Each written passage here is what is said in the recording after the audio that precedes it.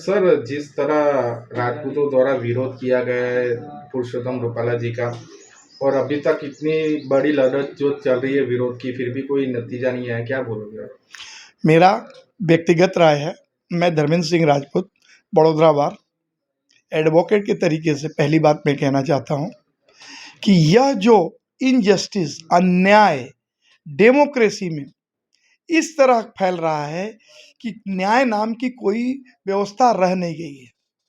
और जो अन्याय पुरुषोत्तम रूपाला जी ने एक राजपूतों के संगठन के बारे में, राजपूतों के बारे में, एक व्यक्ति के बारे में उन्होंने नहीं कहा, उन्होंने राजपूतों की जो इतिहास है उसका इन्होंने ताड़ ताड़ कर दिया है।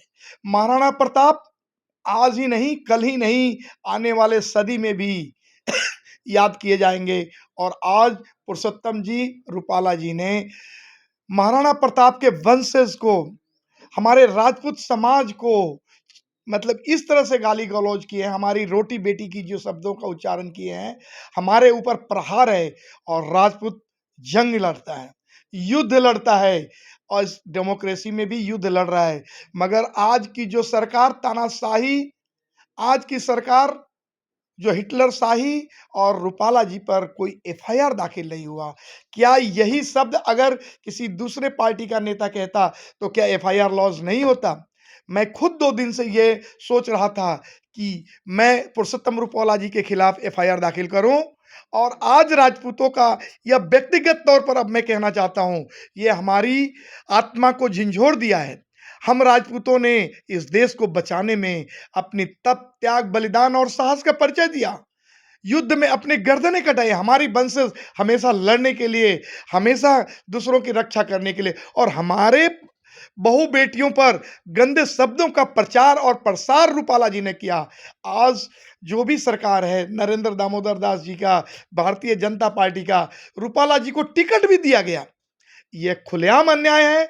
हमारी राजपूत संगठन एक हो जाओ, अनेकताओं के बावजूद हमारे में एकता बहुत मजबूत है, और एक हो जाएंगे तो हम युद्ध भी लड़ सकते हैं, और जरूरत पड़े तो इस युद्ध में मैं कूदूंगा, और मैं कूद रहा हूं, क्योंकि हमारे साथ घोर अन्याय हुआ है। अगर प्रजातंत्र में हमारी बात को ना माना जाएगा तो हम अपने आप पर, राजपूतों की क्या इतिहास है यह दुनिया जानती है, भारत ही नहीं, और उसका मुकाबला हम करेंगे। सर, जिस तरह कल राज शेखावत जी की धरपकड़ की गई, करनी सेना के इतने बड़े अध्यक्ष, और उनको जिस तरह से धरपकड़ करके ले गए, उसके बारे में क्या कहोगे? देखिए, प्रजातंत्र में और आज जो चल रहा है, जो भी घटना है, वो अरेस्ट किया गया एक बड़े नेता के रूप में, राज शेखावत जी को, राजपूत के नेता को। राजपूत अब ये मुट्ठी बांध लें, ये भारतीय जनता पार्टी की सरकार को हटाना पड़ेगा। आज तुम पर गाली हुई है, क्या कभी ऐसा इतिहास हुआ है कि जो राजपूतों को गाली दिया गया है? राजपूत इस भारत के आन बान और शान है, फिर भी हमारे ही नेता को अरेस्ट किया गया, एक एफआईआर दाखिल नहीं हो पा रहा है। ये सरकार नंगी गूंगी हो चुकी है, बहरा हो चुकी है। राजपूत सब एक हो जाओ, आंदोलन पर उतर जाओ, और जरूरत पड़े तो इस सरकार को उखाड़ फेंको, युद्ध की स्थिति पैदा कर दो। मैं कहता हूं, मैं शामिल हूंगा, मैं बलिदान देने के लिए तैयार हूं, मैं तप, त्याग, बलिदान और साहस का परिचय देने के लिए तैयार हूं। सर, जिस तरह से इतने दिनों से विरोध प्रदर्शन हो रहा है लेकिन कुछ हो नहीं, अगर आगे भी आपकी मांग को स्वीकार में नहीं आएगा तो आप क्या करोगे? मैं विद इन अ वीक, आज की बात से मैं समर्थन करता हूं राजपूतों के साथ, और मैं खुद एफआईआर दाखिल करने की प्रयास करूंगा।